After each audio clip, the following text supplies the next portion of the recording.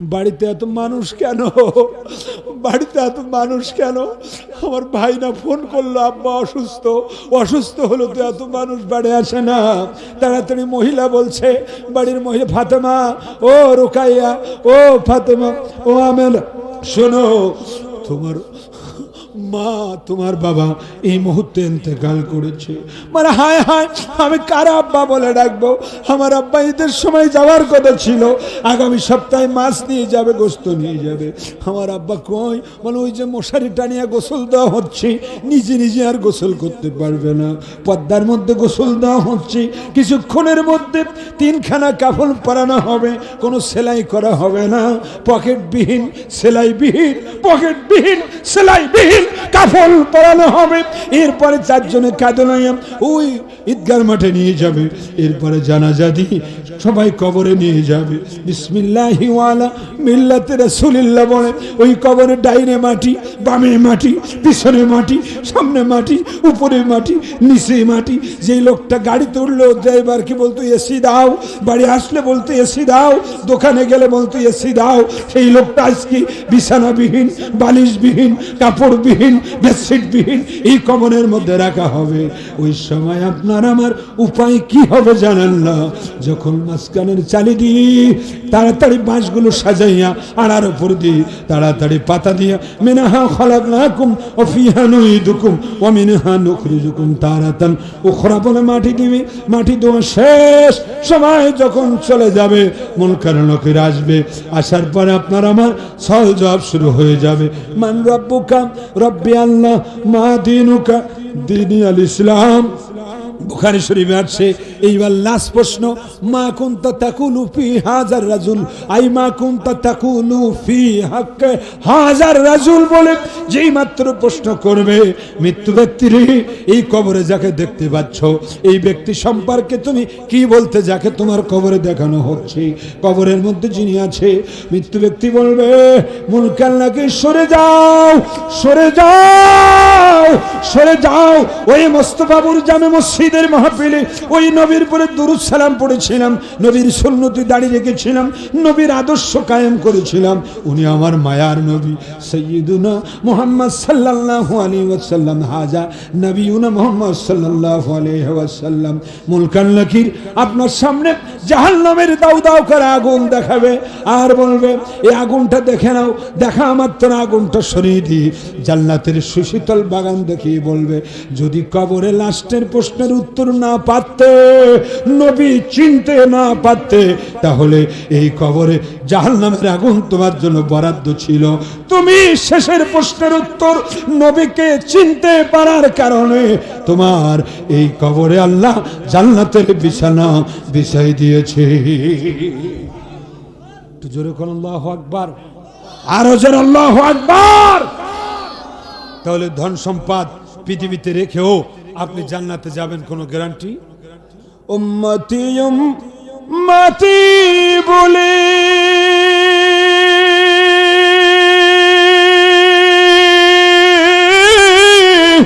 কাঁদলেন নবী জীবন ভরে, ঠিক কিনা? ওরে উম্মতি উম্মতি বলে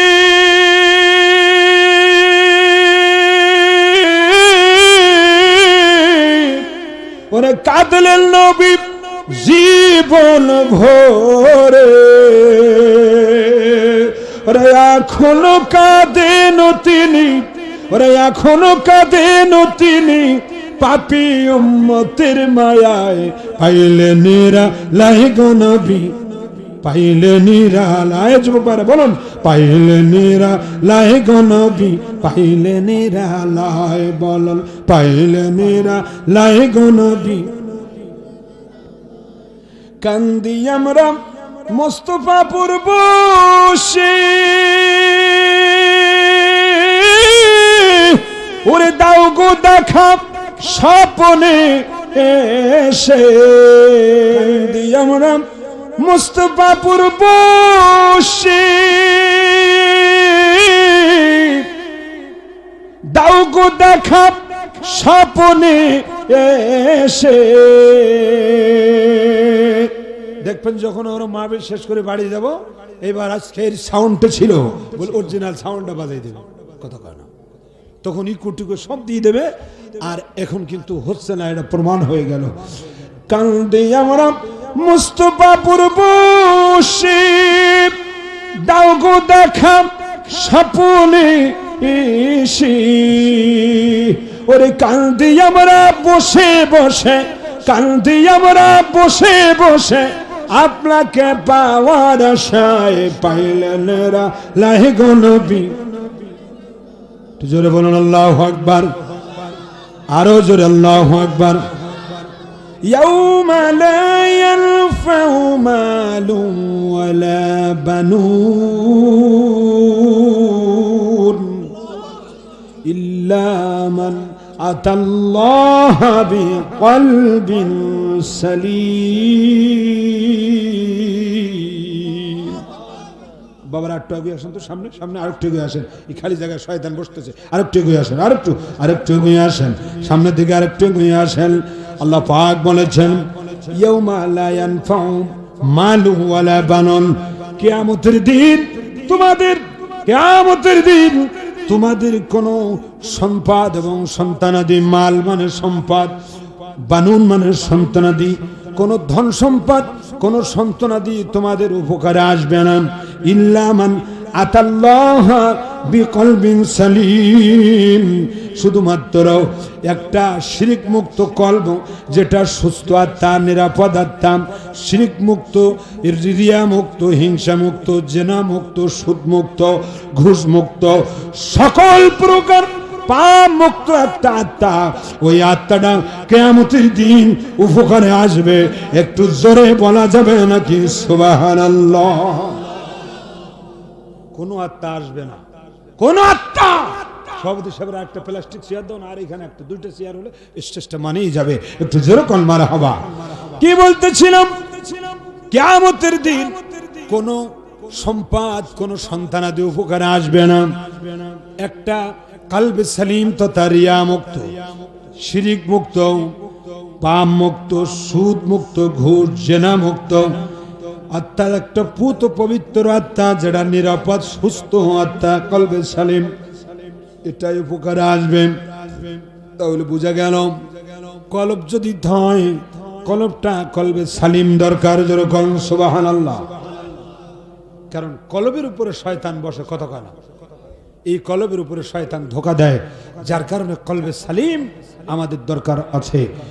আমার ভাইয়েরাম, আর একটু সামনের দিকে যাব। আমার আব্বাজিরাম, কষ্ট করলেছেন, আর একটু কষ্ট করতে হবে। 28 নম্বর পারা, মনে রাখবেন যারা রেকর্ডিং করছেন, 28 নম্বর পারা সূরাতুল মুজাদালার শুরুর দিকে এসে আল্লাহ রাব্বুল আলামিন বড় চমৎকার ভাবে আবার জ্ঞানের কথা বলে দিলেন। 28 নম্বর পারা সূরাতুল মুজাদালা। এই সূরাতুল মুজাদালার প্রথম দিকে এসে আল্লাহ পাক রব্বুল আলামিন আপনার আমার জন্য অনেক জ্ঞানের কথা দিয়ে দিলেন। সেই কথাটা আমি আপনাদেরকে শোনাবো। আমার আব্বাজিরা, পৃথিবীর মধ্যে হামান, কারণ, ফেরাউন, নমরুদ, আবু জেহেল, আবু লাহাব, উতবা, শাইবা, ওয়ালিদ বিন মুগীরা, বড় বড় রাজা বাদশারা পৃথিবীর মধ্যে ছিল। এখন নাই, তারা শাসনও করেছে, কিন্তু এই এখন তারা নাই, শাসনও করেছে। ঠিক সেই স্মৃতি, সেই জায়গায় আমি চলে যাচ্ছি। সূরাতুল মুজাদালার 28 নম্বর পারার শুরুর দিকে সে আল্লাহ রাব্বুল আলামিন বড় চমৎকার ভাবে আপনার আমার জন্য গুরুত্বপূর্ণ তথ্য দিয়েছেন। সেই তথ্য আমি আপনাদের সামনে আমি শোনানোর চেষ্টা করছি। আব্বা জিনারা আমার, এখানে একবারে স্পষ্টভাবে আপনাদের সামনে আমি সেই তথ্য দিচ্ছি। ইন্নাল্লাযীনা ইউহাদ্দুনাল্লাহা ওয়া রাসূলাহু কুবিতু কামা কুবিতাল্লাযীনা মিন ক্বাবলিহিম। একটু উচ্চ স্বরে আওয়াজ দিয়ে বলুন আল্লাহু আকবার। ইল্লাল্লাযীনা, নিশ্চয় যারা, সভাপতি সামনে আসেন, নিশ্চয় যারা, ইল্লাল্লাযীনা, নিশ্চয় যারা ইউহাদ্দুনাল্লাহা ওয়া রাসূলাহু, আল্লাহ এবং রাসূলের বিরুদ্ধে আচরণ করে। কথা বলে না, আল্লাহ এবং রাসূলের বিরুদ্ধে আচরণ করে। আল্লাহ যা বলছে তার বিরুদ্ধে কথা বলে, রাসূলুল্লাহ যা বলছে তার বিরুদ্ধে কথা বলে। এরকম লোক সমাজে আছে কিনা? ফিরাউন ছিল কিনা? হামান, কারুন, ফিরাউন, নমরুদ, আবু জেহেল, আবু লাহাব, উতবা, শাইবা, ওয়ালিদ বিন মুগীরা, এই দলের উত্তরসূরি এখনো দুনিয়ায় আছে কিনা? যারা কোরআন সুন্নাহর আইন বাস্তবায়ন হোক এটা তারা কখনো চায় না। জানে হাত তুলে বলো ঠিক কিনা? বিরুদ্ধ আচরণ করে তাদের সম্পর্কে আল্লাহ বলছেন কুবিত, তাদেরকে অপমান অপদস্থ করা হবে। কামা কুবিতাল্লাযীনা মিন ক্বাবলিহিম, যেমন তাদের পূর্ববর্তীদেরকে অপমান অপদস্থ করা হয়েছিল।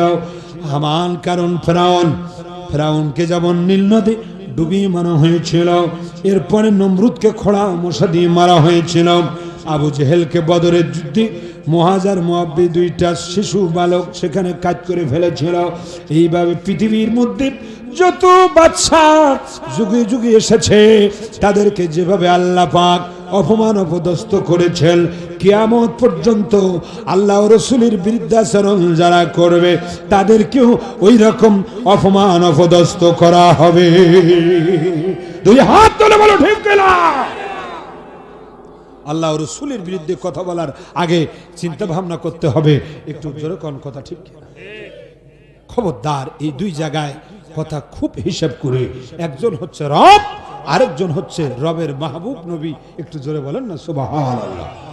একবারে সূরাতুল মুজাদালা 5 নম্বর আয়াতের শুরু 28 নম্বর পারা, ইন্নাল্লাযীনা ইউহাদ্দুনাল্লাহা ওয়া রাসূলাহু কুবিতু কামা কুবিতাল্লাযীনা মিন ক্বাবলিহিম, নিশ্চয়ই যারা আল্লাহ ও রাসূলের বিরুদ্ধে আচরণ করে তাদেরকে অপমান অপদস্থ লাঞ্ছিত করা হবে, যেমন তাদের পূর্ববর্তীদেরকে অপমান অপদস্থ এবং লাঞ্ছিত করা হয়েছিল।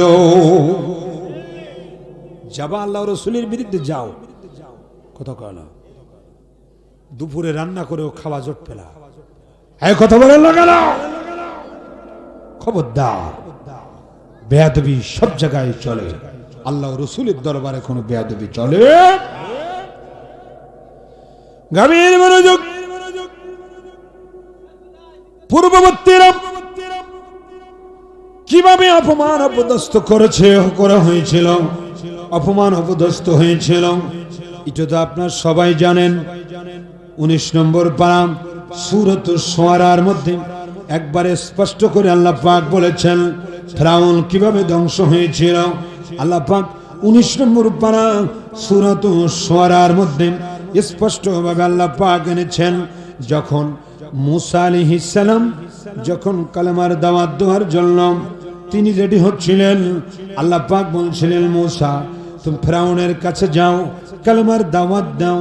ওই সময় মূসা আলাইহিস সালাম কি বলেছিলেন, ওয়ায়াদিকু সাদরি ওয়ালা ইয়ানতালিকু লিসানি ফাআরসিল ইলা হারুন।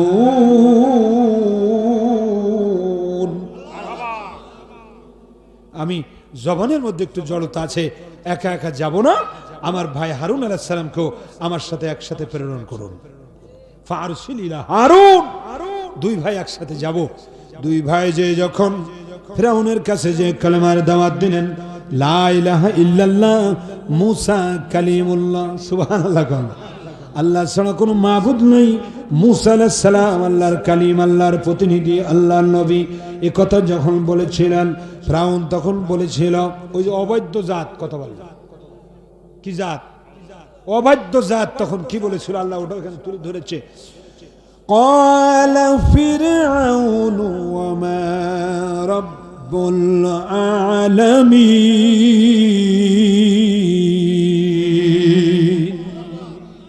ফিরাউন বলল রব্বুল আলামিন আবার কি? আমি এক খোদা দাবি করে বসে আছি, আবার কোন রবের দাওয়াত দিয়ে আসছে? নাউজুবিল্লাহ, রব্বুল আলামিন আবার কি? এই কথা যখনই মূসা আলাইহিস সালামের সামনে আর ওই হারুন আলাইহিস সালামের সামনে যখন বললেন রব্বুল আলামিন আবার কি, বলার সাথে সাথে মূসা আলাইহিস সালাম তিনটা দলিল দিলেন। একটু জোরে হবে না সুবহানাল্লাহ? আরো জোরে। قال رب السماوات والأرض وما بينهما إن كنتم موقنين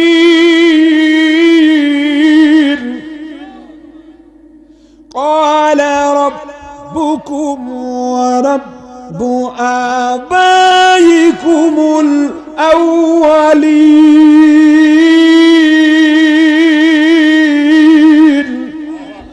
সবাই একসাথে বলেন আল্লাহু আকবার। আল্লাহু আকবার মানে কি বক্তার প্রশংসা না আল্লাহর প্রশংসা? তো তোর বকিল তো কেন? জোরে কোন আল্লাহু আকবার। আমার কোনো প্রশংসা না, আল্লাহর শুকরিয়া আদায় করুন। আল্লাহু আকবার। قال رب المشرق والمغرب وما بينهما إن كنتم تعقلون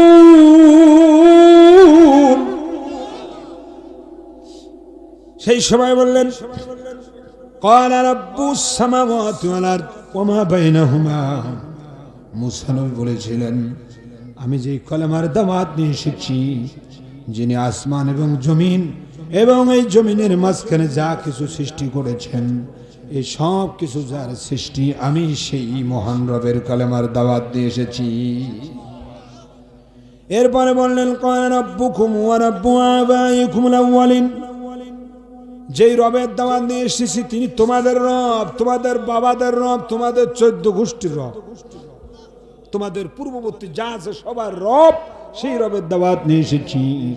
ক্বালা রব্বুল মাশরিকি ওয়াল মাগরিবি ওয়া মা বাইনাহুমা, আর পূর্ব পশ্চিমের মাঝখানে যা দেখা যায়, পূর্ব পশ্চিম সূর্য উদিত হয়, সূর্য অস্তমিত যায়, কথা সূর্য উদিত হয় আর সূর্য অস্তমিত যায়, এই পূর্ব পশ্চিমের মাঝখানে যা কিছু আছে এই সব কিছু যিনি সুন্দর করে সৃষ্টি করেছেন, আমি সেই মহান রবের দাওয়াত নিয়ে এসেছি। ফেরাউন বলল যদি এগুলো সব রবের সৃষ্টি হয় তাহলে একটা নিদর্শন দেখাও। সঙ্গে সঙ্গে মুসা আলাইহিস সালাম নিদর্শন দেখাইলেন। ফাআলকা আসাহু ফাইযা হিয়া সুবানুম মুবিন,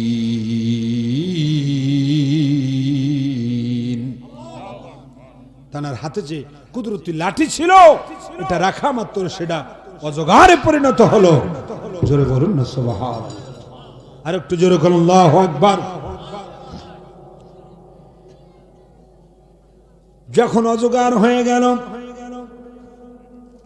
সঙ্গে সঙ্গে মুসা আলাইহিস সালাম এই লাঠিটা অজগরে পরিণত হওয়ার সঙ্গে সঙ্গে ফেরাউন তখন বড় বিপদে পড়ে গেল।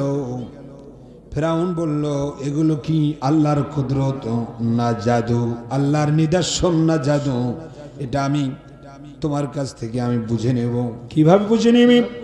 অমুক দিন ময়দানে তোমাকে আসতে হবে, আমি হাজার হাজার জাদুকর এক জায়গায় করব, তোমার একটা লাঠি জাদু সেই দিন আনতে হবে। বলে ঠিক আছে আমি আসব।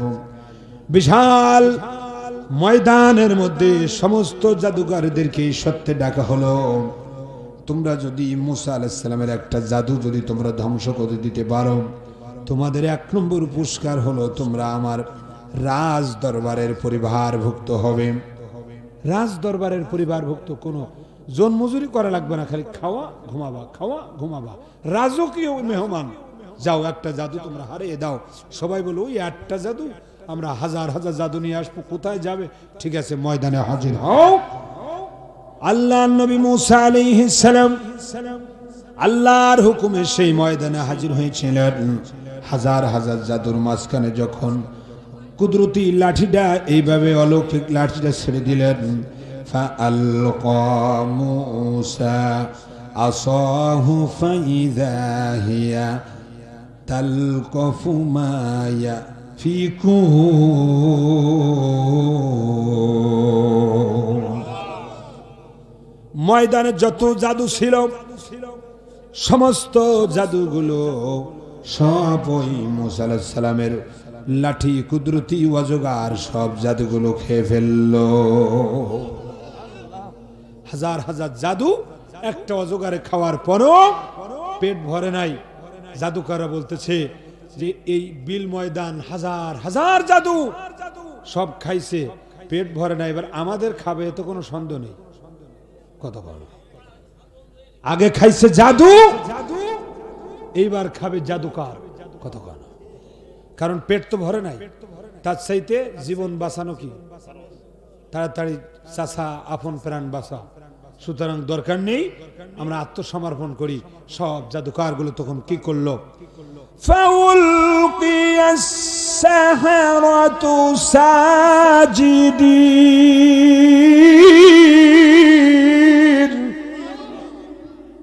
সমস্ত জাদুকার গুলো সেজদার মধ্যে পড়ে গেল।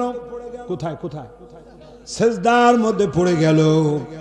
আর সবাই বলল ক্বালু আমান্না বিরাব্বিল আলামিন। তারা বলল আমাদের জন্য খেও না, আমরা এই মুহূর্তে ঈমান আনছি। আমরা আগে ছিলাম জাদুকর, এখন হয়ে যাচ্ছে ঈমানদার। খবরদার, যা খেয়েছো খেয়েছো, আমাদের জন্য খেও না। তা আমরা কোন জায়গায় ঈমান আনবো? রব্বি মূসা ওয়া হারুন, যিনি মূসা আলাইহিস সালামের রব, হারুন আলাইহিস সালামের রব, ওই রবের প্রতি আমরা ঈমান আনলাম। আমাদের আলাদা কোনো খোদা নেই, ফেরাউন আমাদের খোদা না। খবরদার খেও না যেন। আমাদের রব যিনি মূসা নবীর রব, যিনি হারুন আলাইহিস সালামের রব, তিনি হচ্ছে আমাদের রব। যে কাঁদে বলেন সুবহানাল্লাহ। আগে ছিল জাদুকার, এখন হয়েছে ঈমানদার। হেদায়েতের মালিক কে? সহজে কেউ কিন্তু হেদায়েত হতে চায় না। সারা জীবন সুদ ঘুষ খেয়ে, বোনের হক ফাঁকি দিয়ে, মাজাপিট যখন বেঁকে গেছে, এবার তসবিহ নিয়ে বলতেছে আমি একটু হজে যাব। কত কথা। এখন কোন জায়গায় যাবে? হজে যে বাড়ি আসলে তখন আর কেউ সুদখোর বলবে না, দুই একজন তো হাইসাব বলবে। দুই একজন বলতে বলতে এবার চার দোকানে চাটা খাওয়াইত খাওয়াইত গুগুলো মুছে একটু আতরের দিকে আসবে, কিন্তু কোনোদিন কি রেকর্ড মোছে? কত গন্ধ যাবে না। খবরদার, অত সোজা নয়। আমি একজন দুর্নীতি দুদকের সদস্য, কালীগঞ্জ উপজেলা সাতক্ষীরা জেলার দুদকের সদস্য হিসেবে বলবো, এই বাংলাদেশ যদি আগামীতে দুর্নীতি মুক্ত না হয়, এই বাংলাদেশে চলাফেরা কষ্ট হয়ে যাবে। প্রত্যেকটা সেক্টরে সেক্টরে দুর্নীতি। এগুলোতে যদি মোত্তাকি লোক, যে লোকটা আল্লাহকে ভয় করে, যাকে ঘুষ দিলেও সে ঘুষ নেবে না, বরঞ্চ যে দিতে যাবে তারে জেলে ঢোকাবে, এইরকম একটা সমাজ যদি সামনে আমরা উপহার দিতে পারি ভোটের মাধ্যমে, তাহলে এই বাংলাদেশে শান্তির মুখ দেখতে পাবো। তা না হলে সামনের দিন বড় অন্ধকার অন্ধকার অন্ধকার। এখনো জ্ঞানী লোক ইশারায় বোঝে, আব্বা খবরদার, যা হয়ে গেছে গেছে। ভোটটা কোন জায়গায় দিবেন আপনি নিজে বুকে হাত দিয়ে দেখবেন যে যাকে দিচ্ছি এই লোকটা কি নামাজি, এই লোকটা কি মোত্তাকি, এই লোকটা কি দুর্নীতিমুক্ত। এই তিনটা গুণ দেখার দরকার আছে সভাপতি সাহেব, যে আমার সঠিক ভোট, আমার ভোট আমি দেব জেনে বুঝে। কাকে দেব? তা এই ভোটটা কাকে দিলাম?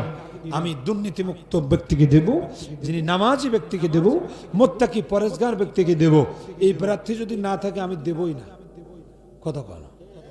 খবরদার, এরকম সমাজ যদি সুন্দর করতে চান, এমন সময় গেছে কোরআনের মাহফিল করতে যেও আপনি থানায় যে একটু অনুমতি নিতে হয়েছে যে আমার ওখানে একটা মাহফিল হবে কি হবে না। হ্যাঁ, কথা কয় না, কথা কয় না কেন? এমনও সময় গেছে মঞ্চে ওয়াজ করতে করতে বক্তাকে হাত কড়া দিয়ে নিয়ে চলে গেছে। কিন্তু এখন আমরা মোস্তফাপুরে 1 মাস যদি মাহফিল করি, এখানে এসে কথা বলার মতো বাপের বেটা এখন আর নাই। কারণ সারে নজরুল বলতেছে এখন কথা বললে উল্টো কচু গাল লাগবে, যে বলতে আসবে ও ফিরে বাড়ি যাবে কিনা সন্দেহ। কত বলো তুলি, এ থেকে আলহামদুলিল্লাহ বলবেন না? আর একটু জোরে, আরো জোরে। গান বাজনা বন্ধ হতো না, কত কানা গান। গান বাজনার পরে কোনো 44 জারি হতো না, 44 জারি হতো কোরআনের তাফসীরের উপরে। এই কথাগুলো ভুলে গেলে হবে না। আমরা মুসলমান, আমাদের হারানো ঐতিহ্য আছে কিনা? মুসলমানদের হারানো ঐতিহ্য আছে। তার আগে আমি এই কথাটা বলে দিলাম, সমস্ত জাদুকার যখন ইমানদার হয়ে গেল, ফেরাউন বলল আমার অনুমতি ছাড়া তোমরা ঈমান আনছো, তোমাদের হাত কাটবো, পা কাটবো, পিছন দিক দিয়ে তোমাদেরকে শুল্কবিদ্ধ করব। সমস্ত জাদুকররা বলছিল তুমি যা করো না কেন তোমার পক্ষে দলে আমরা থাকবো না, আমরা মহান রবের দিকে আমরা প্রত্যাবর্তন করেছি। ফেরাউনের স্পেশাল বাহিনী দিয়ে যখন পিছন দিক দিয়ে তাড়ানো শুরু করলো, হযরতে আল্লাহ নবী মুসা আলাইহিস সালাম সামনে গেলেন, সাথে যারা আছে তারা বলছে এই তো ধরলো, ধরে ফেলেছে। আল্লাহ পাক ইরশাদ করলেন ক্বালা কাল্লা ইন্না মাইয়া রাব্বি সায়াহদিন, না কখনো সম্ভব না, তোমাদের ধরতে পারবে না, কারণ স্বয়ং আল্লাহ তোমাদের সাথে আছে। আর একটু জোরে কোন সুবহানাল্লাহ। এরপরে মুসা আলাইহিস সালামের লাঠি সাগরের উপরে আঘাত করার পরে ক্ষুদ্রতি ব্রিজ হয়ে গেল। অনেক লম্বা তাফসীর, আমি উঠে বলবো না। এরপর আল্লাহ বললেন وأنجينا موسى ومن معه أجمعين ثم أغرقنا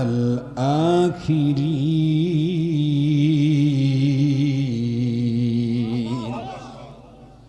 আমি মুসা আলাইহিস সালাম এবং তার সাথীদেরকে আমি নিরাপত্তা দিলাম, নাজাত দিলাম, এবং পরবর্তী দল তথা ফেরাউনের দলটাকে আমি ধ্বংস করে দিলাম, তাদেরকে আমি আগরাক না মানে ডুবিয়ে মেরে দিলাম। কি করলাম? আগরাক না, গরকুন মানে আগরাক না, আমি ডুবিয়ে মেরে দিলাম। সেই আল্লাহ এখনো আছে কিনা? আছে, কিন্তু আমরা ডাকতে পারি না। সুদখোরকে আল্লাহর ডাকলে শোনে? ঘুষখোর কথা বলে। এরা যদি জান্নাতুল ফেরদাউস নামের আতর, জান্নাতুল ফেরদাউস মার্কা আতর মেখেও যদি আল্লাহর ডাকে, যারা হারাম ভক্ষণ করে এদের কোনো দোয়া আল্লাহর দরবারে কবুল হয় না। কথা কি ক্লিয়ার? সেই মুসলিমের হাদিস, এক ব্যক্তি আল্লাহর কাছে খুব কাঁদছে, ধুলায় গড়াগড়ি খাচ্ছে, ও মাতআমু হারামুন ও মাশরাবু হারামুন ও গুজিয়া বিল হারাম, তার খাদ্য হারাম, পানি হারাম, তার ব্যবসা বাণিজ্য লেনদেন সব হারাম। আল্লাহ রাসূল বলছেন ওই ব্যক্তির দোয়া কেমনে কবুল হবে? তার দোয়া কবুল হবে না।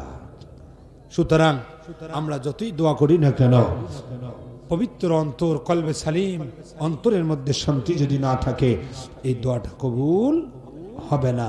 কত দোয়া আমরা করি, কতক্ষণ অন্তত একটা দোয়া তো সবার মুখস্থ আছে, বলুন তো দেখি। রব্বানা আতিনা ফিদ দুনিয়া হাসানাতাও ওয়া ফিল আখিরাতি হাসানা ওয়া কিনা আযাবান নার। আছে আছে আছে তো বললেন না কেন? জোরে বলেন, সবাই বলেন রব্বানা আতিনা ফিদ দুনিয়া হাসানাতাও ওয়া ফিল আখিরাতি হাসানা ওয়া কিনা আযাবান নার। আল্লাহু আকবার। এবার বলেন রব্বানা যালামনা আনফুসানা ওয়া ইল্লাম তাগফির লানা ওয়া তারহামনা লানাকুনান্না মিনাল খাসিরিন। আবার বলেন লা ইলাহা ইল্লা আনতা সুবহানাকা ইন্নী কুনতু মিনাজ জালিমিন। আবার বলেন ওয়া কুর রাব্বিরহামহুমা কামা রব্বায়ানি সগীরা। এভাবে ছোট্ট ছোট্ট দোয়া মুখস্থ করার দরকার আছে কিনা? আরো জোরে বলুন। ঘুমানোর সময় নাতি পোতা শিশু বাচ্চাদের কাছে নিয়ে বলবেন, নানা রে তোর কয়টা দোয়া মুখস্থ আছে? বলবে হট্টিমা টিম টিম, তারা মাঠে পড়ে ডিম, তাদের খাড়া দুটো শিং, তারা হট্টিমা টিম টিম টিম টিম। অর্থাৎ তার কিছুই মুখস্থ নয়, সে কোনো পরিবেশ পায় নাই। সারাদিন মোবাইলের মধ্যে হট্টিমা টিম দেওয়া হয়েছে, কি একটা দেখি সারাদিন হট্টিমা টিম। আলিফুন বা যদি একবার আসে হট্টিমাটিম 10 বার আসে, কত ভালো। এই সমাজ নষ্ট হচ্ছে। একটা 7-8 স্কুলের ছাত্র যদি দোয়া কুনুত না জানে, আত্মাতু তাশাহুদ না জানে, তারপরে সে যদি 11টা সূরা সহি শুদ্ধ করতে না পড়তে পারে, তার জীবন ধ্বংস, তার নামাজ কখনো সহি হবে না। কথা বলেন না কেন? বৃদ্ধ বয়স পর্যন্ত বেঁচেও তার নামাজ কখনো সহি হবে না যদি তার কোরআন শরীফ তেলাওয়াত সহি না হয়। তো আমরা কি করি? আমরা 2000 টাকা, 1500, 1000 টাকা দিয়ে ইংলিশ প্রাইভেট পড়াই, আইসিটি প্রাইভেট পড়াই, আমরা পড়াই গণিত, কিন্তু আমরা কোরআন শরীফে 50-100 টাকা দিয়ে আমরা কোনো প্রাইভেট টিচার রাখ। এখানে কেউ ওয়াজ করতেছে কি? এখানে কে কিয়ামতের আগে তুমি আসবে না? এখানে আমি কথা বলছি, এখানে ঘদর ঘদর করো, তুমি কজ করো, আমি ওখানে বকি। আশ্চর্য খবর। মানুষের একটা আদব থাকা দরকার। এই তাবারক গুলো যদি 1 কিলোমিটার দূরে ঢালা হতো তাহলে এখানেও শব্দ হতো না। এখানেও গ্যামজাম হচ্ছে। সব সময় দূরে তাবারক ঢালতে হয়। তাবারকের চাইতে মাহফিলের মর্যাদা কোটি গুণ বেশি। কথা বলেন না, কোটি গুণ বেশি। তাবারক যদি নাও আমরা দেই, মাহফিল যদি চালাই, কোনো গুনাহ হবে না। কিন্তু তাবারক দিতে যে যদি ওখানে মাছের সেটের মতো বাজার হয়, কোরআনের আলোচনা বিগড়ে যাবে। আমি কি মোনাজাত করে দেব? কথা বল, দোয়া করে শেষ করে দেব? কারা কারা আরো শুনতে চান 2 হাত তুলে দেখিয়ে দেন। নারে তাকবীর, নারে তাকবীর, নারে তাকবীর, নারে রিসালাত। কোরআন সুন্নাহর আলো, তাফসীর মাহফিল যেখানে আমরা আছি সেখানে, জোরে বলুন তাফসীর মাহফিল যেখানে। ওই যে পিছনে কিছু যুবক আইছে না, ছোট ছোট, এ হাত উঁচু করো, কারা আইছে? ওই যে ছোট ছোট আছে, আছে। মারহাবা, তোমাদের জন্য দরকার আছে। ছোট্ট শিশুরা কি সুন্দর করে পড়ে। পড়ো সবাই, বলো নামাজকে বলো না কাজ আছে, কাজকে বলো আমার নামাজ আছে। কথাটা গুরুত্ব আছে না? নামাজকে বলো না কাজ আছে, কাজকে বলো আমার নামাজ আছে। কথা কোন ঠিক কিনা? গভীর মনোযোগ। এইভাবে যুগে যুগে যুগে যুগে যাদেরকে আল্লাহ ধ্বংস করেছেন, সব ইতিহাস আল্লাহ কোরআন শরীফের মধ্যে তুলে ধরেছেন। ফেরাউনকে কেন ডুবিয়ে মেরেছে, এইভাবে যুগে যুগে যাদেরকে আল্লাহ ধ্বংস করেছে। সূরা লাহাব যখন নাজিল হয়েছে, সূরা লাহাবের তাফসীর পড়ে দেখবেন আল্লাহর শানে বেয়াদবি করার জন্য সূরা লাহাব নাজিল হয় নাই, বরঞ্চ আবু লাহাব নবীজির শানে বেয়াদবি করার জন্য আল্লাহ সূরা লাহাব নাজিল করেছে। তাফসীর খুঁজে দেখবেন, নবীজির শানে বেয়াদবি করলে আল্লাহ সহ্য করেন। যেমন ফেরাউন মুসা নবীর শানে যেই বেয়াদবি করেছে তাকে ডুবে মরতে হয়েছে। এইভাবে যুগে যুগে যত মানুষ নবীর সাথে বেয়াদবি করবে তাদেরকে আল্লাহ ধ্বংস করে দেবে, অস্তিত্ব রাখবে না। উচ্চ স্বরে কোন ঠিক কিনা? আমার সম্মানিত ভাইরা, এই কোরআন শরীফ নাজিল হয়েছে 610 সালে। একটু জোরে বলুন, কয় সাল? ইংরেজি 610 সালে, অর্থাৎ আল্লাহ নবী পৃথিবীতে এসেছেন 570 সালে। সেখান থেকে 40 যোগ করলে 610। 610 সালে জাবালে নূর, গারে হেরাম, মক্কাতুল মুকাররমায় সর্বপ্রথম সূরা আলাকের 5টি আয়াত যখন নাজিল হলো, এই আয়াত নাজিল হওয়ার আগে 40 দিন আল্লাহ নবী ধ্যানে গারে হেরার মধ্যে ছিলেন। দৈনিক 2 বার সকাল সন্ধ্যা আমাদের মা খাদিজাতুল কুবরা রাদিয়াল্লাহু তাআলা আনহা তিনি আল্লাহ নবীর খাদ্য এবং পানি দিয়ে আসতেন। স্বামীর খেদমত কাকে বলে? আজকে তো আপনি 10টায় বাড়ি গেলে দেখবেন আপনার বিবি ঘুমায় গেছে, যদি ডাকেন তো বলে এত রাতে ডিস্টার্ব করার জায়গা পাও না, ওই রান্নাঘরে আছে, খাইলে খাও নাই ঘুমাও। কত কয় না, বাড়িতেই খাদ্য দেয় না। আর আমাদের মা খাদিজাতুল কুবরা যিনি নারী পুরুষ সবার মধ্যে প্রথম ইসলাম কবুল করেছেন, সেই মা খাদিজাতুল কুবরা রাদিয়াল্লাহু তাআলা আনহা তিনি দৈনিক 2 বার যাইতেন। একদিন যাইতে যাইতে ঘর বাড়ি নেই, কিছুই নেই, মরুভূমির মাঝখানে পাথরের মধ্যে আঘাত লেগেছে। আম্মাজানের পায়ের মধ্যে রক্ত বাহির হয়ে গেছে, এত আঘাত, যাইতে যাইতে রক্ত বাহির হয়ে গেছে। আমার আল্লাহ ডাক দিয়ে বলে, জিবরাইল, আল্লাহু আকবার, এ জিবরাইল, খাদিজা যাইতেছে আমার বন্ধুর কাছে, পায়ের মধ্যে আঘাত লেগেছে, এই আঘাতে যেন কষ্ট না পায়, তুমি বন্ধুকে যে বলো। আল্লাহ পাক বলেছে, আজকে খাদিজা আসা মাত্র বন্ধু যেন বলে, ইয়া খাদিজা, মহান রব তোমাকে সালাম জানাইছে। এই কথাটা শুনি যেন মা খাদিজার এই যে পায়ের আঘাত যেন ভুলে যায়। যেই মাত্র গেছে, নবীজি মুস্কি মুস্কি হাসি দিয়ে বলছে, ইয়া খাদিজা, আল্লাহ পাক এই মাত্র তোমাকে সালাম দিয়েছে।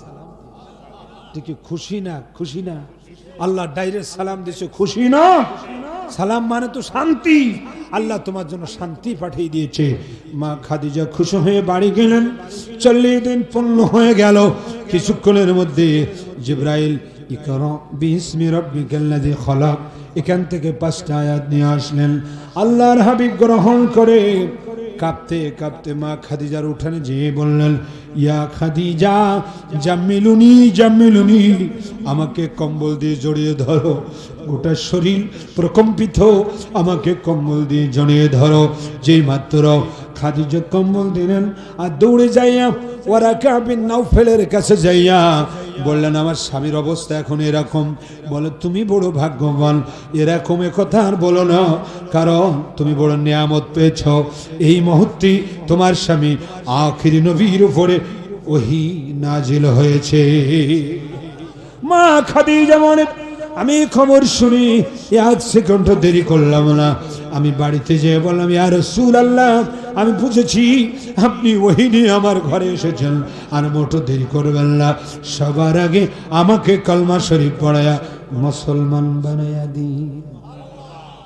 ইমরান নবী, আইয়ুব নবী, ওমান সালালায়, রহমাতুল লিল আলামিন কাদেন মদিনায়। ওরে নবীর প্রেমে দাঁত ভাঙিলেন তিনি ও সেথায়, রহমাতুল লিল আলামিন কাদেন মদিনায়। আইয়ুব নবীর রওজার নিচে কুদরতিয়াত কুয়া আছে। ওরে আইয়ুব নবী সুস্থ হলেন পানির শিলায়, আইয়ুব নবী সুস্থ হলেন পানির শিলায়, রহমাতুল লিল আলামিন কাদেন মদিনায়। ওমান সাগরের পাহাড়ের কাছে মা রহিমার মাজার আছে। ওমানের সাগরের কাছে মা রহিমার মাজার আছে। ওর নজিরবিহীন স্বামীর খেদমত দেখাইলেন মায়, নজিরবিহীন স্বামীর খেদমত ওর দেখাইলেন মায়, রহমাতুল লিল আলামিন কাদেন মদিনা। আইয়ুব নবী যখন অসুস্থ হলেন, শরীরের মধ্যে সব কি হলো, পেড়ায় পুষে গেল। সব মহিলারা, বিবিরা বলছে, আর এখানে থাকবো না। মা রহিমা বললেন, আমি সবচেয়ে আল্লাহর কাছে শুকরিয়া আদায় করব, আমি একজন নবীর বিবি, আমি যাব না। এটা আল্লাহর পরীক্ষা ছিল। কথা বললেন, আরো জোরে বলুন। এই পরীক্ষায় আমাদের বিবিরাও ফেল মারে। আপনি এখন অসুস্থ হবেন, আমি প্যারালাইসিস রোগী হব, 1 মাস 2 মাস পরে দেখবেন মোবাইলে কার সাথে প্রেম করে চলে গেছে। লোকে বলবে, কিরে কিরে, মানে আমার সহ্য হচ্ছে না। কথা কয় না। এই হচ্ছে এখনকার মা বোনদের 2-1 জনের, সবার না, 2-1 জনের অবস্থা। কিন্তু মা রহিমা, মা খাদিজা, মা ফাতেমা, মা আয়েশা সিদ্দিকা, হযরত বিবি সুমাইয়ার জীবনী পড়ুন। জীবন চলে গেছে এক সেকেন্ডের জন্য ইসলামের ছায়াতল থেকে কালেমাত থেকে তারা দূরে সরে যায় নাই। কতক্ষণ ঠিক কিনা? নবী সাহাবীদের জীবনী যদি পড়েন, হযরত আবু বকর সিদ্দিক রাদিয়াল্লাহু তাআলা বলেন, আমি রাস্তা দিয়ে যাচ্ছি, দেখি নবীর সাহাবী পরে হয়েছেন, কিন্তু হযরত বেলাল যখন উমাইয়া বিন খালফের কিতদার ছিলেন, আমি আবু বকর দেখতেছি বেলালের বুকের উপরে অনেকগুলো পাথর চাপা দেওয়া। দাঁড়িয়ে বললাম, উমাইয়া বিন খালফ, তোমার যদি এই দাসটা পছন্দ না হয় তাহলে তুমি বিক্রি করে দাও, ভালো অনুগত আর একজন গোলাম তুমি কেন, এই গোলামটা তুমি বিক্রি করে দাও। উমাইয়া বিন খালফ বলেন, বিক্রি করে দেব কিভাবে? এত কষ্ট তাকে দিয়েছি, পাথর চাপা দিতে দিতে দিতে দিতে অন্য কেউ হলে নিঃশ্বাস বন্ধ হয়ে মারা যেত, কিন্তু আমি এতগুলো পাথর দেওয়ার পরও, বুকের উপরে এতগুলো পাথর দেওয়ার পরও আমি উমাইয়া বিন খালফ আমার কান যখন বেলালের ঠোঁটের কাছে লাগিয়েছি, দিকে স্পষ্ট শোনা যায়, আহাদ আহাদ আহাদ, আল্লাহ এক, আল্লাহ এক, আল্লাহ এক, আল্লাহ এক। একটু জোরে বলা যাবে না কি সুবহানাল্লাহ? উমাইয়া বিন খালফ বলছে, বেলাল, আরে বেলাল, কালেমা ছেড়ে দাও, ছাড়ো। বেলাল বলছে, আমাকে যদি শহীদ করো, চামড়া ছিলে ফেলো, হাড্ডি আর গোস্ত আলাদা করে টুকরো টুকরো করো, আমি নবীজির কলেমা ছাড়তে পারবো না। না, আমি পারবো না। মরুভূমির উত্তপ্ত বালুর মধ্যে টানতে টানতে শরীরগুলো কালো হয়ে পচড়া পড়ে গেছে। হযরত আবু বকর বলে, উমাইয়া বিন খালফ আর শাস্তি দিও না, সে কলেমা ছাড়বে না, তুমি আর একটা গোলাম কিনে নাও, এটা আমার কাছে বিক্রি করে দাও। বলে, নিয়ে যান, কত দিবেন? যা চাও তাই দেবো। বলে, এত টাকা দেন? হ্যাঁ দিলাম।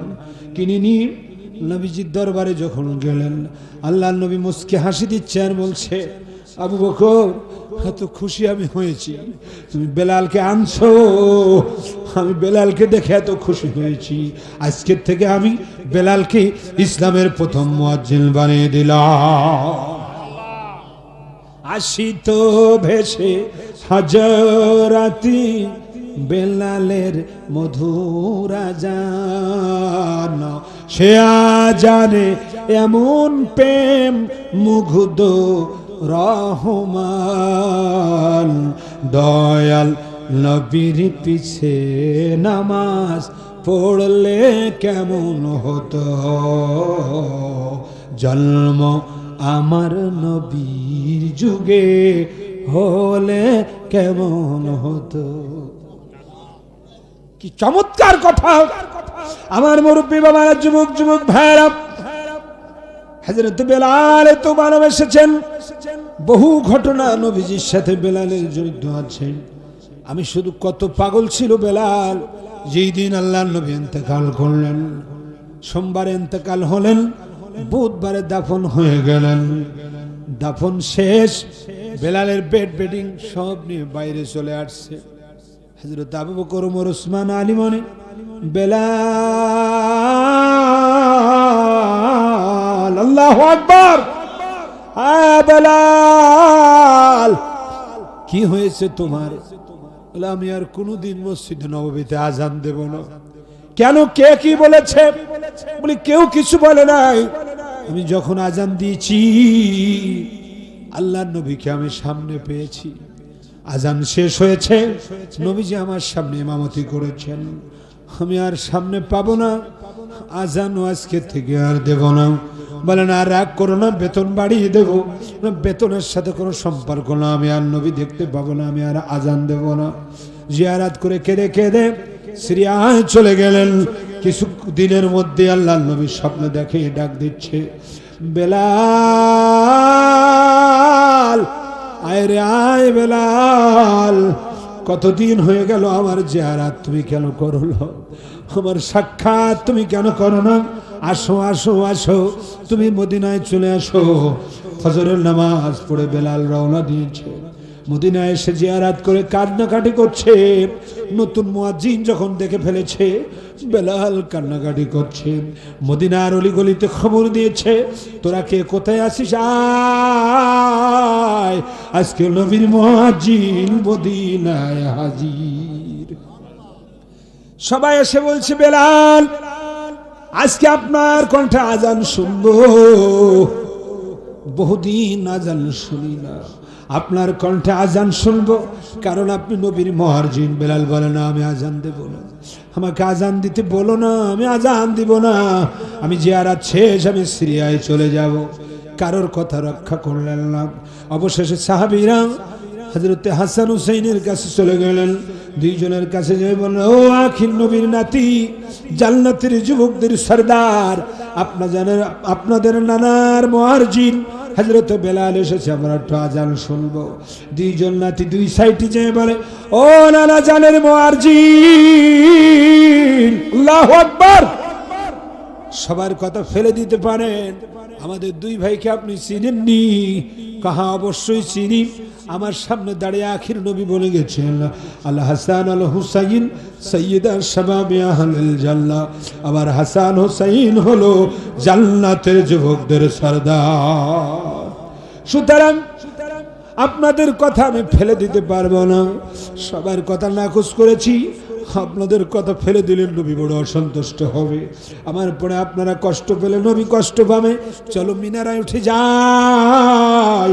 হযরত বেলাল এবার মিনারায় যায়, যখন আজান দিচ্ছে, আল্লাহু আকবার, আল্লাহু আকবার, আল্লাহু আকবার, আল্লাহু আকবার, আল্লাহু আকবার, أشهد أن لا إله إلا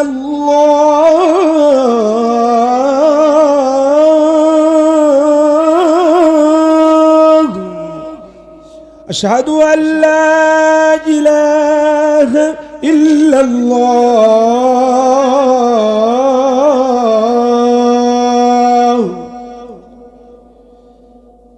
أشهد أن محمد رسول الله،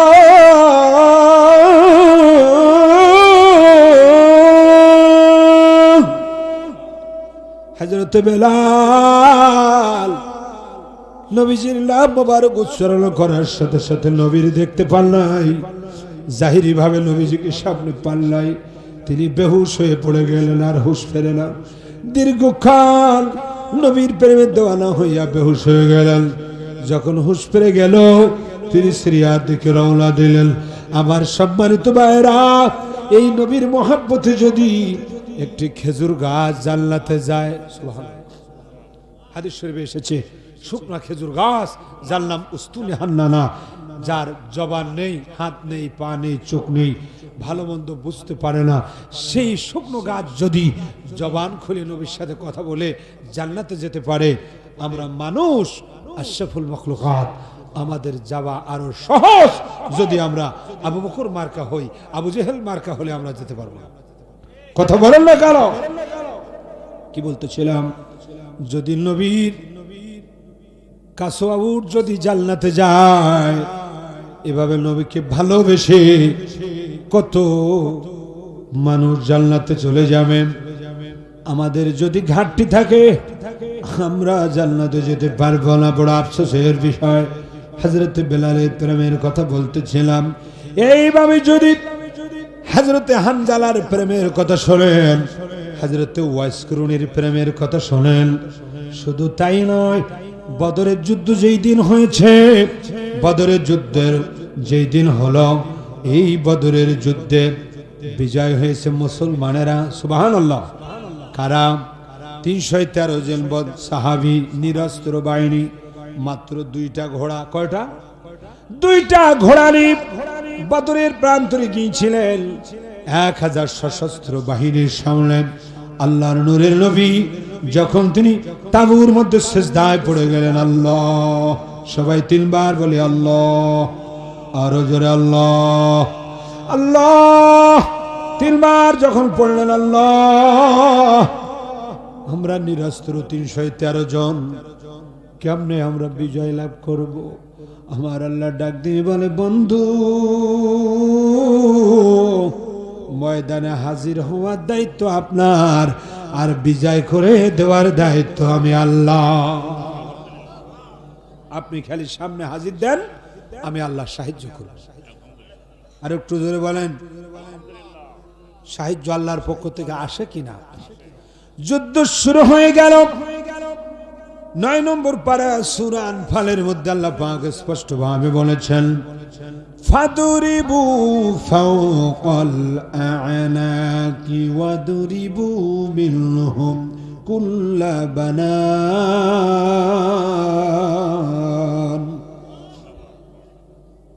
আল্লাহ ফেরেশতাদেরকে বললেন, তোমরা যাও মুসলমানদের পক্ষে কাফেরদের বিপক্ষে অবস্থান করো, কোরআনের পক্ষে ইসলামের পক্ষে কাফেরদের বিপক্ষে অবস্থান করো। কাফেরদের আনাক মানে গদ্দানের মধ্যে তোমরা আঘাত করো, আর হাতের আঙ্গুলের অগ্রভাগে আঘাত করো। দেখে গেল কিছুক্ষণের মধ্যে 70 জন কাফের জায়গায় নিহত হয়ে গেল, 70 জন বন্দী হয়ে গেল। মুসলমানদের মহান বিজয় আল্লাহ দান করলেন। একটু জোরে বল সুবহানাল্লাহ। এই বিজয়ের পরে সহিহ বুখারী শরীফের হাদিস, আল্লাহর নবী সহিহ বুখারী শরীফের হাদিস, এই বিজয়ের পরে 10 জন সাহাবীকে সাথে নিয়ে আল্লাহ নবী একটা গোয়েন্দা টিম তৈরি করে দিলেন। যে গোয়েন্দা টিমকে বললেন, বদরে আমরা বিজয় লাভ করেছি, এই বিজয়ে কাফেররা কোন ষড়যন্ত্র করতেছে কিনা তোমরা একটু যাও যাও যাও, তোমরা যাও ষড়যন্ত্র রক্ষা করার জন্য। 10 জন সাহাবী চলে গেলেন। সহিহ বুখারীর হাদিস। এই 10 জনের খবর পেয়ে শত শত কাফেররা পিছন দিক দিয়ে ধাওয়া করলো। যাইতে যাইতে অনেক দূর যে কাফেররা 10 জনকে খুঁজে পায় না। এক জায়গায় 3 রাস্তার কর্নার, সেখানে খেজুর খাওয়ার কিছু চিহ্ন পাইল। তখন কাফেররা বলল, এই তো ইয়াসরিবের খেজুর খাওয়ার চিহ্ন দেখা যায়, এই তো তারা সামনে আছে। আর একটু সামনে যখন গেল, যাওয়ার পরে 10 জন সাহাবী পাহাড়ের উপরে উঠে গেলেন। এবার কাফেররা বলছে, যদি আপনারা নিচে আসেন আমরা আপনাদের শহীদ করব না, আর ওখানে যদি থাকেন আমরা আপনাদের শহীদ করব। সাহাবীরা বললেন, আমরা আল্লাহকে ছাড়া কাউকে ভয় করি না, আমরা আল্লাহকে ছাড়া কাউকে ভয় করি না, তোমাদেরকে আমরা বিশ্বাস করি না, তোমরা যা ইচ্ছা তাই করো। এই কথা বলতেই দেরি নয়, বৃষ্টির ফোঁটার মতো তীর মারা শুরু করলো। পাহাড়ের উপরে 7 জন সাহাবী তীরের আঘাতে জীবন যখন চলে যায়, কেঁদে কেঁদে ডাক দিয়ে বলে, আল্লাহ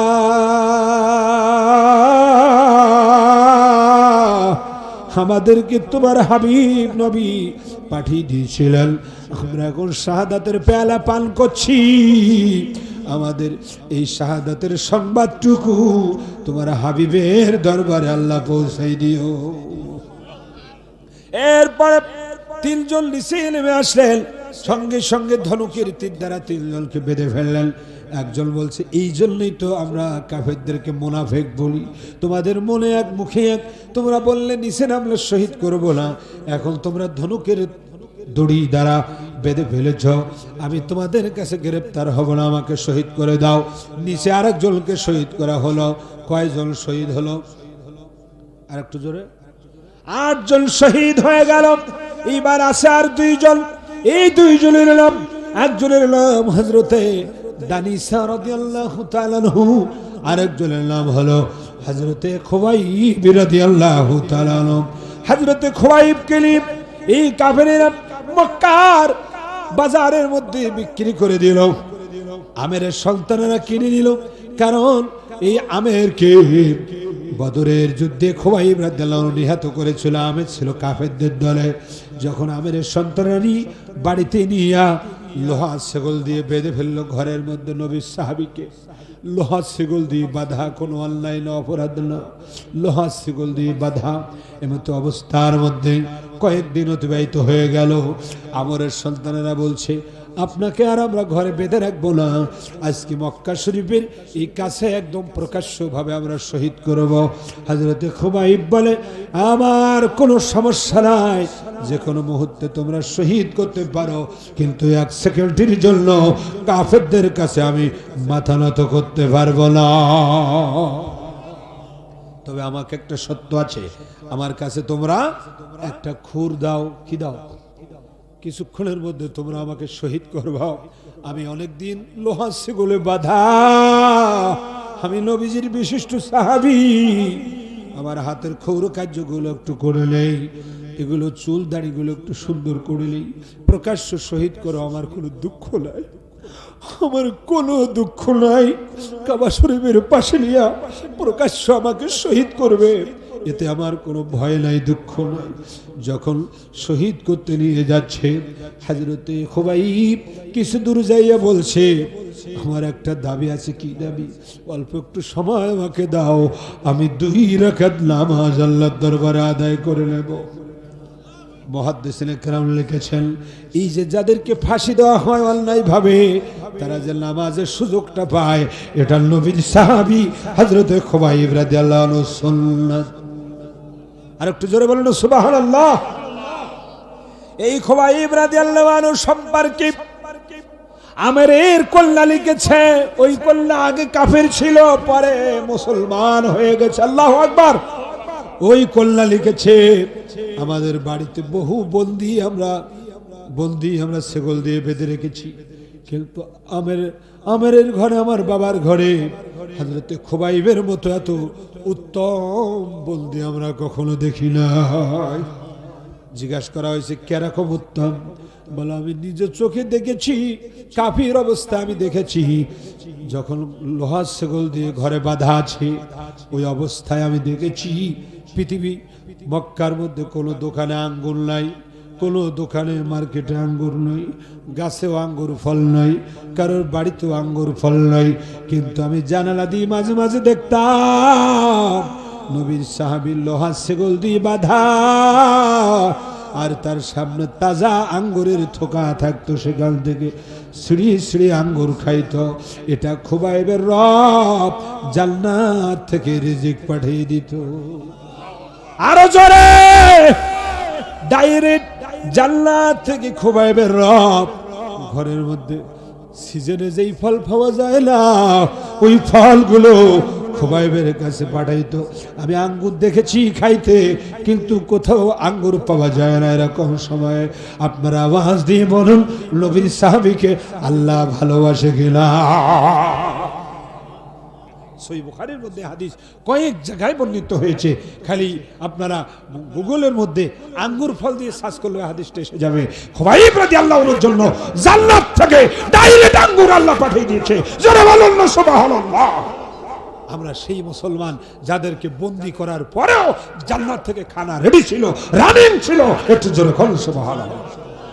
মুসলমানদের হারানো ঐতিহ্য আবার ফিরে পেতে গেলে সেরকম পরিবেশ সৃষ্টি করতে হবে। পারিবারিক, সামাজিক, অর্থনৈতিক, রাজনৈতিক, ধর্মীয় সব জায়গায় বাবারে যারা দাঁড়িয়ে আছো, এই ডাইনে যদি বিছানা থাকে বিছায় বসে দাও। আমার সব ছোট্ট ছোট্ট বাবারা পিছে যারা আছে সবাই বলো, মায়ের কান্দন যাবজ্জীবন, ওরে 2-4 মাস বোনের কান্দন রে, ওরে ঘরের পরিবারের কান্দন, কয়েকদিন পর থাকে না। গর্ভধারিণী মা, জন্ম দুঃখিনী মা, দুঃখের দরদি আমার জন্ম দুঃখী মা। কথা কোন ঠিক কিনা? একই কথা হিন্দু ভাই লিখে গেলেন, ওরে স্বার্থ ছাড়া বন্ধু বান্ধব কাছে আসে না, বিনা স্বার্থে দুনিয়ায় কেউ ভালোবাসে না। ওরে স্বার্থ ছাড়া বন্ধু বান্ধব কাছে আসে না, বিনা স্বার্থে দুনিয়ায় কেউ ভালোবাসে না। ওরে স্বার্থ ছাড়া ভালোবাসে শুধু আমার মা। বিদেশ থেকে আসবেন, ব্যাগ সব চিন্তা হবে, বউ নিয়ে যাবে সোনাদানার ব্যাগটা, আর বোনেরা অন্যরা নিয়ে যাবে, এই 3 পিসটি যা আছে নিয়ে যাবে। মা 20 প্রকার রান্না করছে, রান্না করে ছেঁড়া শাড়ি 20 প্রকার রান্না করে বসে আছে।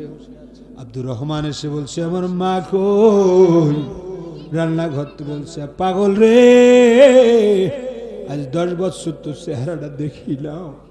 আপনারা খেয়াল করবেন, পৃথিবীতে যখন এসেছি খেয়াল করবেন, যখন স্ত্রীর ডেলিভারির সময় হয়ে যায়, নিঃশ্বাসে নিঃশ্বাসে গুনাহ মাফ হয়ে যায়। একটা জীবিত মানুষের পেটের মধ্যে আর একটা জীবিত মানুষ কেমনে থাকে? যখন মা কিছু খাইতে গেছে, পেটের মধ্যে আমরা লাথি মেরেছি, মা খাওয়া দাওয়া বন্ধ করে দিয়েছে। ওই মা ডেলিভারির সময় যখন আপনার আমার বাবা নিয়ে গেছে, ডাক্তার বলতেছে এই সাদা কাগজের মধ্যে বনসই করে দিতে হবে, না দাবি লিখে দিতে হবে। বলে কেন? এই মাত্র আল্ট্রাসোনোগ্রাফিতে ধরা পড়েছে যদি সিজার করা হয় তাহলে হয় মা মারা যাবে, না হয় সন্তান মারা যাবে। নাড়ি ভুড়ির মধ্যে কেমনে জোড়াইয়া আছে, এটা সহজে সিজার হবে না। আমি যখন পোস্টান দিব তখন হয় মা নয় সন্তান মারা যাবে। কাকে মারতে হবে আপনি সাদা কাগজে লিখে দেন। আপনি পিতা হয়ে কি লিখবেন চিন্তা করছেন, ওই টাইমে আপনার স্ত্রী জানালা দিয়ে ডাকবে, ও আব্দুর রহমানের আব্বা এদিকে আসেন। কি হয়েছে? ডাক্তার কি বলেছে? বলে ডাক্তার বলতেছে হয়তো তুমি মারা যাবা, না হয় তোমার শিশু বাচ্চা মারা যাবে, এটা লিখে দেওয়ার জন্য। তখন মা কেঁদে কেঁদে বলবেন, স্বামী গো, ও প্রাণের স্বামী, তুমি যেন একবারও লিখো না আমার বাচ্চা মারা যাবে, এই কথা যেন লিখো না। তুমি লিখে দাও আমার বিবি মারা যাবে, কিন্তু আমার সন্তান 10 মাস 10 দিন গর্ভে ধারণ করেছি, এখনো পৃথিবীর মুখ দেখে নাই। আমার সন্তানের জন্য কিছুই না হয়, সুস্থ শরীরে যেন আমার কলিজার টুকরা দুনিয়ায় আসতে পারে, এটাই হচ্ছে মায়ের মনের আশা। তখন ঠিক কিনা? ইনি হচ্ছে মা। প্র্যাকটিক্যাল দেখবেন নিজের জীবন বিসর্জন দিয়ে একজন মা কি করে। আর এই মা যখন পাটুরিয়া দৌলাদিয়ায় ভিক্ষা করে, আপনি যখন শুনবেন চাচি গো, নানি গো, আপনার ছেলে কোথায়? বলে আপনার টাকা দেওয়ার দরকার নেই, ওদের কথা শুনবেন না। তার মানে হলো সন্তান আর মায়ের মধ্যে কোনো সম্পর্ক নাই, মাঝখানে একটা সুন্দরী ওই যে শঙ্কুনি বিবি আছে, কথা আসে না, আসে নাই? কি বলে? ও আমি আসছি কিন্তু তোমারে দেখে এসব বুড়ো বুড়ি খেদমত করতে বলে আমি আসিনি, কত বলে কি বলে না? বলে এত সুন্দর খাটে তোমার বাপের বল জায়গা হবে না, ওই রান্নাঘরের দাও, খাট গোছাইনে লাগে না? এরকম শঙ্কুনি মহিলা যদি আপনার আমার ঘরে থাকে, জান্নাতে যাওয়া কষ্ট হয়ে যাবে। কোরআন শরীফ যদি বিশ্বাস করেন, হে যুবক, বিয়ের আগে অন্তত স্ট্যাম্পে লিখে নেওয়া দরকার যে আমার মা বাবা যতদিন জীবিত থাকবে তোমাকে খেদমত করতে হবে। এই কথা বলে না। একটু কোরআন শরীফের মধ্যে যদি যাই, বহু জায়গায় মা বাবার কথা আল্লাহ বলেছেন, কিন্তু আমি আপনাদেরকে যে কথা বলবো, সূরা লোকমান নামে একটা সূরা আছে, 31 নম্বর সূরা, আল্লাহু আকবার। এই সূরা লোকমানে আল্লাহ পাক কত সুন্দর করে বলেছেন, وَوَصَّيْنَا الْإِنسَانَ بِوَالِدَيْهِ حَمَلَتْهُ أُمُّهُ وَهْنًا عَلَى وَهْنٍ وَفِصَالُهُ فِي عَامَيْنِ أَنِ اشْكُرْ لِي وَلِوَالِدَيْكَ। জোরে জোরে বলুন আল্লাহু আকবার। আল্লাহ বলছেন ওয়াসাইনাল ইনসান, আমি মানুষকে নির্দেশ দিয়েছি, বিওয়ালিদাইহি, তাদের পিতামাতার সাথে তারা যেন সদাচরণ করে। হামালাতুহু উম্মুহু ওয়াহানান আলা ওয়াহানিন, কারণ তার মা তাকে গর্ভে ধারণ করে কষ্টের পরে কষ্ট অনুভব করে, সহ্য করে, কষ্টের পরে কষ্ট স্বীকার করে। ওয়াফিসালুহু ফি আমাইনি, এরপরে আমরা 2 বছর দুধ খেয়ে আমরা দুধ খাওয়া বাদ নেই। আল্লাহ এতগুলো ওয়াজ করার পরে বলছে আনিশকুরলি, সুতরাং বান্দা তুমি আমার শুকরিয়া আদায় করবে। কথা বল, আল্লাহ কি বলছে? তুমি আমার শুকরিয়া আদায় করবে। অনেক সন্তান তো দুনিয়া এসে 5 মিনিটের মধ্যে মারা যায়, কথা কন, যায় কি যায় না? আবার অনেকে পেটের মধ্যে মরা থাকে। তাহলে আমরা যে এখনো জীবিত আছি, আল্লাহর শুকরিয়া আদায় করতে চাই কি চাই না? আল্লাহর শুকরিয়ার বহু প্রকার আছে। সবচেয়ে শ্রেষ্ঠ শুকরিয়া কোনটা জানেন? কথা বলা। এদিকে থাকেন, সবচেয়ে শ্রেষ্ঠ শুকরিয়া হলো 5 ওয়াক্ত নামাজ। আমরা যে মুসলমান, আমরা যে গোলাম আল্লাহর, এটা প্রকাশ পায় কোথায়? প্র্যাকটিক্যাল বলেন তো। যখন 2 পা, 2 হাঁটু, 2 হাত, নাক, কপাল, 8টা অঙ্গ একবার আল্লাহর কুদরতি কদমের সামনে সেজদার মধ্যে যে যখন বলি সুবহান রাব্বিয়াল আ'লা, সুবহান রাব্বিয়াল আ'লা, সুবহান রাব্বিয়াল আ'লা, ওই সময় আর রাজা বাদশা না, অহংকার না, একদম আল্লাহর গোলাম আল্লাহর সামনে শুয়ে পড়েছে, 8টা অঙ্গ দিয়ে বলতেছে তুমি আমার মালিক, আমি তোমার গোলাম, তাকেই দেখো, তোমার কাছে একবার আত্মসমর্পণ করছি। আল্লাহ বলে বান্দার সেজদার মধ্যে আমি তার জীবনের সব গুনাহ মাফ করে দেই। আর একটু জোরে বলেন সুবহানাল্লাহ। এই জন্য সেজদার সময় দেখবেন 2-1 খুব তাড়াহুড়ো করে। কি করে? আল্লাহু আকবার, আল্লাহু আল্লাহু আকবার, বিরাট ব্যস্ত। ওই সময় গোনা মাফ হয়, শয়তান খালি বলে তুই গোনাটা যাতে মাফ না হয় এই জন্য খালি একটু হাক্কাহু কর। ধীরে সুস্থে সেজদা দিবেন। আল্লাহু আকবার, আল্লাহু আকবার, ধীরে সুস্থে খুশু খুদুর সাথে দেখবেন অন্তরটা পবিত্র হয়ে ফ্রেশ হয়ে আপনি গোনা মাফ হয়ে নিষ্পাপ হয়ে গেছেন। আর একটু জোরে বলুন সুবহানাল্লাহ। আরেকটা শুকরিয়া হলো ওয়ালিদাইক, পিতামাতার জন্য তোমরা কি করবে? দোয়া করবে। এটা হচ্ছে আরেকটা শুকরিয়া, তাফসীরের মধ্যে এসেছে। একটু জোরে বলুন না সুবহানাল্লাহ। সেই জন্য আপনাদেরকে কি বলতেছিলাম, মা কেন এত দামি জানে না সকলে, জানতো যদি পড়তো দেখে কোরআন হাদিস খুলে। একটি হজের সওয়াব মিলে, একটি হজের সওয়াব মিলে, মাকে একবার দেখিলে দেখিলে দেখিলে, মা কেন এত দামি জানে না সকলে। 10 মাস 10 দিন গর্ভে ধারণ করেছিল মা, সহ্য করেছিলেন মায়ের কতই যন্ত্রণা। ওই মাকে কষ্ট দিলে, ওই মাকে কষ্ট দিলে খোদা রাজি নহে। মা কেন এত দামি জানেন না সকলে। 2 বছর পান করালেন মায়ের বুকের দুধ, কোলে বুকে নিয়ে আমায় দিলেন কত সুখ। কথা কি ঠিক না ঠিক? এই মা কখনো কাপড় চোপড় পরিষ্কার করে দেয়, কখনো রান্না বান্না, কখনো থালা বাসন ধোয়া, কখনো আপনার গোসল করানো। হায় হায়, এর মজুরি। এই জন্য নকুল কুমারে বলছে, স্বার্থ ছাড়া বন্ধু বান্ধব কাছে আসে না, বিনা স্বার্থে দুনিয়ায় কেউ ভালোবাসে না। ওরে স্বার্থ ছাড়া ভালোবাসে শুধু আমার মা। কাদা আর খড়কুটা দিয়ে মাটির মূর্তি গড়ে, 1,00,000 টাকা মজুরি নাই বুদ্ধির কারিগরে। ওরে আমার সুন্দর দেহ গইড়া দিও, মজুরি চাইল না। আমার সুন্দর দেহ গইড়া দিও, মজুরি চাইল না।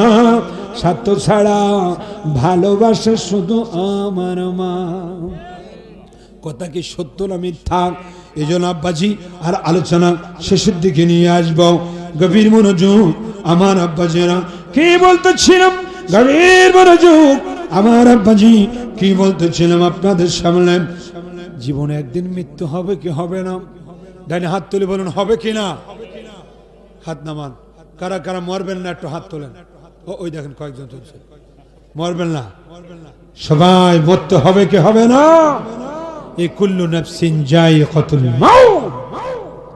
এই আয়াতের শেষের দিকে এসে আল্লাহ বলছেন সফল কাম ওই ব্যক্তি। কেউ মনে করতেছে আমার 100 কোটি টাকা আছে আমি সফল কাম, নাউজুবিল্লাহ। কেউ মনে করতেছে আমার 7টা ছেলে ডাক্তার, সফল কাম না। আল্লাহ বলছে সফল কাম ওই ব্যক্তি যাকে জাহান্নামের আগুন যার থেকে দূরে সরিয়ে রাখা হবে এবং যাকে জান্নাতে প্রবেশ করানো হবে, তিনিই হচ্ছে সফল কাম। আর একটু জোরে বলুন। এই কোরআন যদি বিশ্বাস করেন, কেউ বুকে হাত দিয়ে বলতে পারবে না আমি সফল কাম, কিন্তু ওই দিন বলতে পারবে যেই দিন বিচারের পরে জান্নাতে যেতে পারবে, ওই মানুষটা হলো সফল কাম। এর আগে কেউ সুস্থ না, কেউ পরিপূর্ণ সফল কাম নয়। আল্লাহর কোরআনে বলছে ওই ব্যক্তি সফল হন যার থেকে জাহান্নামের আগুন দূরে সরিয়ে রাখা হবে এবং যাকে জান্নাতে প্রবেশ করানো হবে।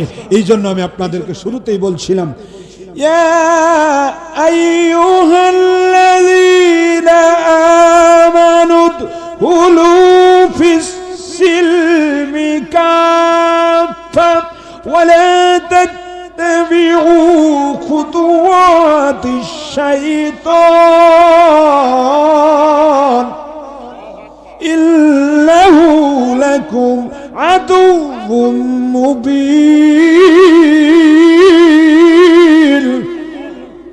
আল্লাহ ডাক দি বলে, হে ঈমানদারেরা, তোমরা ইসলামের মধ্যে পরিপূর্ণভাবে প্রবেশ করো। সুবহানাল্লাহ। তাহলে বুঝা গেল ঈমান আনার পরেও সবাই পরিপূর্ণ ইসলামে প্রবেশ করে নাই। যারা সুদখোর ওরা এখনো অপরিপূর্ণ, যারা ঘুষখোর ওরা অপরিপূর্ণ, যারা মিথ্যুক অপরিপূর্ণ, জালেমের বাচ্চা অপরিপূর্ণ, ফাসিবাদের বাচ্চা অপরিপূর্ণ। কারণ ইসলামে পরিপূর্ণ যদি দাখিল হয় সে নিজের ইচ্ছা চলতে পারবে না, যা করতে হবে সব নবীর আদর্শ অনুযায়ী। কথা বলেন না কেন?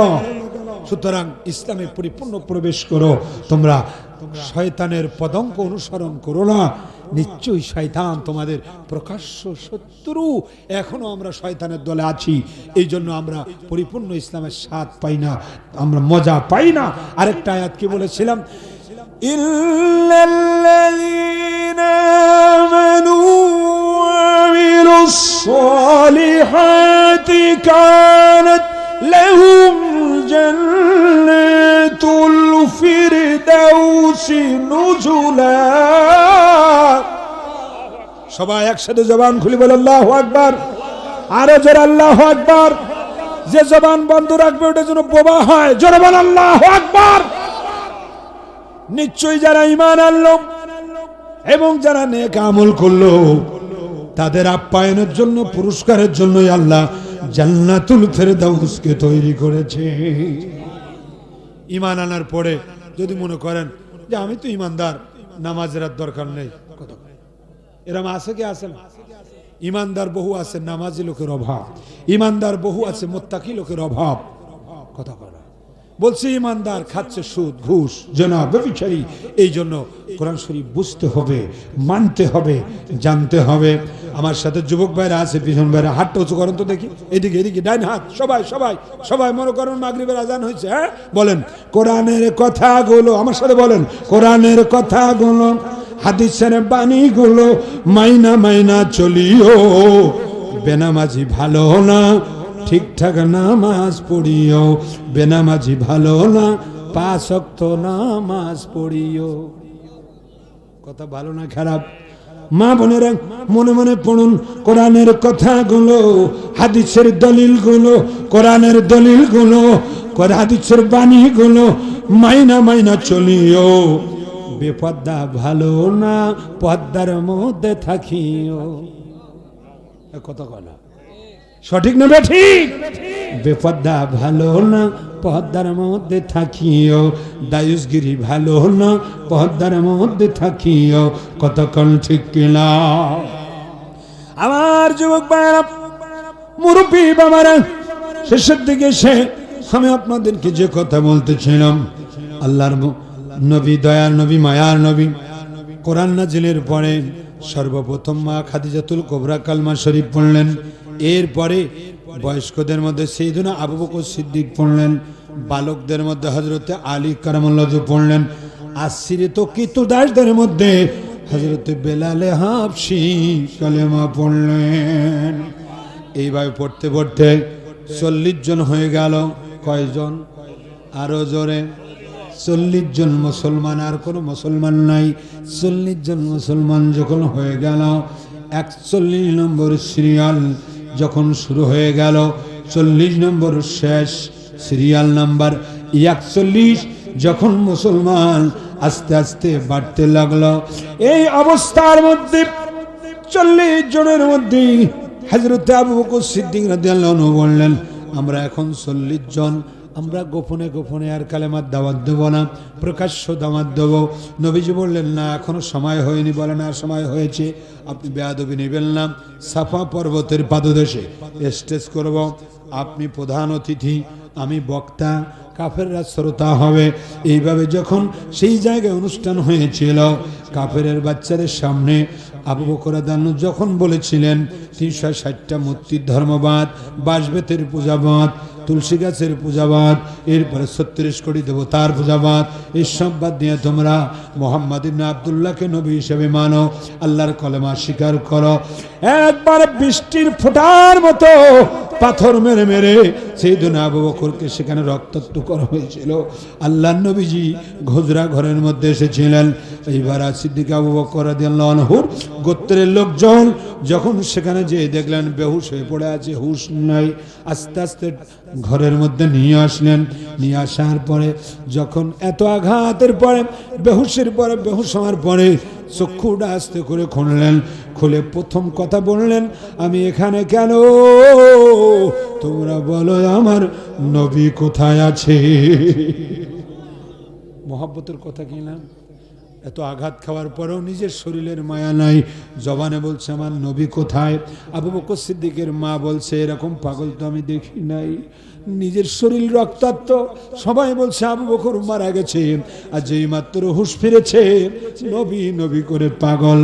মা বলছে ঠিক আছে তোমার নবী কেমন আছে পরে বলবো, আমি একটু দুধ গরম করে নিয়ে এসেছি, আমি একটু খাদ্য নিয়ে এসেছি, এগুলো খেয়ে নাও। সিদ্দিক আকবর বলে আমি কোনো কিছুই খাবো না যতক্ষণ আমার নবীর সাথে দেখা করে না দিবে, আমি কোনো খাবার আমি খাবো না। পাশের একজনকে ডেকে নিলেন।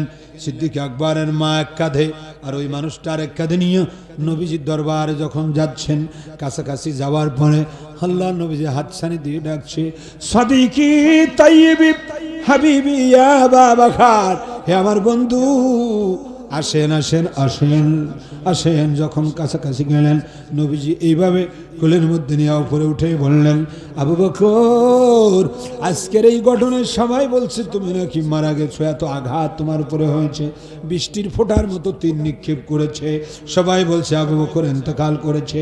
তা আসল ঘটনা কি? সিদ্দিক আকবর বলে ইয়া রাসূলুল্লাহ নবী গো, আমি এতক্ষণ বড় মারাত্মক অসুস্থ ছিলাম, কিন্তু যেই মাত্র আপনার চেহারা মোবারক দেখেছি আমার সমস্ত ব্যথা যন্ত্রণা সব ভালো হয়ে গেছে।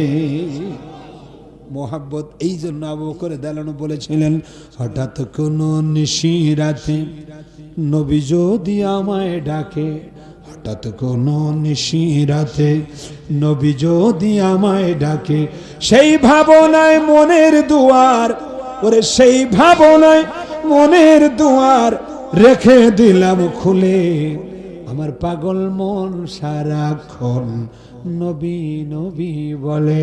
নবী বললেন আবু বকর হিজরত করতে হবে, তাই উনি বলতেছে কখন করব জানি না। হঠাৎ কোনো নিশিরাতে, যারা হজ করেছেন সাফা মারোয়া সাই করে বাম হাতে বাইর হলে আবু জেহেলের বাড়ি, আবু জেহেলের বাড়ির থেকে আরেকটু সামনে গেলে হলুদ বিল্ডিংটা আমার নবীজির বাড়ি, খাজা আব্দুল্লাহর বাড়ি।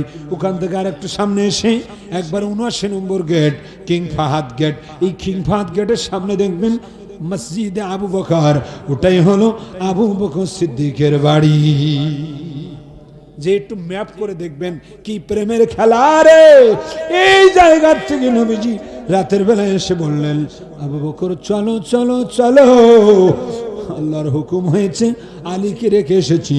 70টা যুবক আমাকে দেখতে পায় নাই, কারণ আমি কোরআনের আয়াত পড়ে পাথরের বালুর মধ্যে ফুঁক দিয়েছি। কি পড়েছিলেন গো নবী? নবীজি বলে আমি পড়েছিলাম ওয়ানুফিকা বিসসূরি ফাইজাহুম মিনাল আজদাসি ইলা রাব্বিহিম ইয়াসিলুন। এভাবে ফু দিলাম, দিয়ে আমি মেরে দিলাম। 70টা যুবক দেখলাম তরবারি নিয়ে দাঁড়ানো, ওদের সামনে দিয়ে আমি চলে আসছি, ওরা আমাকে দেখতে পায় না। এই ঘটনাকে আল্লাহ বলছে ওমা রমাইতা ইজ রমাইতা ওয়ালাকিল্লাল্লাহ রামা। আল্লাহু আকবার। বন্ধু, তিনটা ষড়যন্ত্র যখন করেছিল, প্রথম ষড়যন্ত্র আপনাকে গৃহবন্দী করবে, দ্বিতীয় ষড়যন্ত্র আপনাকে দেশ থেকে তাড়িয়ে দেবে, তিন নম্বর ইবলিস ষড়যন্ত্র করলো আপনাকে আজকে রাতে 70 জন যুবক দিয়ে একবারে আপনাকে শহীদ করে ইসলামের বাতি নিভাইয়ে দেবে। আপনি এই মুহূর্তে যখন বাহির হয়ে আপনি বালুর মধ্যে ফুঁক দিয়ে যখন বালুগুলো নিক্ষেপ করলেন, এটা আপনার